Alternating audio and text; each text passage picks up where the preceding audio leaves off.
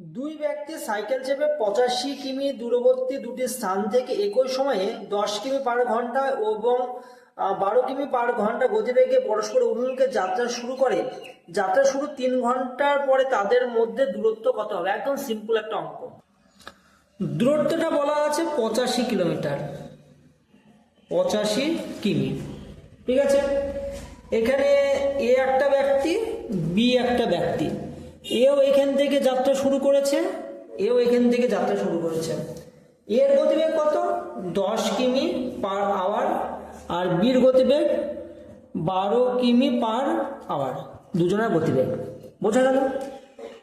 এরা একে অপরের দিকে কিন্তু গতিশীল। এবার কি বলবে? 3 ঘন্টা পরে তাদের মধ্যে দূরত্বটা কত হবে? তো এই অঙ্কগুলো করার সময় যখন তারা পরস্পরের দিকে আসবে তখন কিন্তু তাদের গতিবেগ কিন্তু যোগ হবে, দুজনের গতিবেগ কিন্তু যোগ হবে। তাহলে 10 কিমি আর 12 কিমি যোগ করলে কত হয়? 22 কিমি। তাহলে 1 ঘন্টা তারা কিন্তু 22 কিমি যায়। তাহলে 3 ঘন্টা কত যাবে? ইন্টু 3 সমান কত হচ্ছে? 66 কিমি। তাহলে 3 ঘন্টায় তারা 66 কিমি কিন্তু গিয়েছে।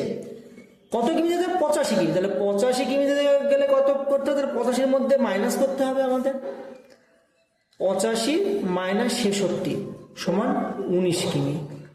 3 ঘন্টা পরে তাদের মধ্যে দূরত্ব কত হবে? 19 কিলোমিটার হবে।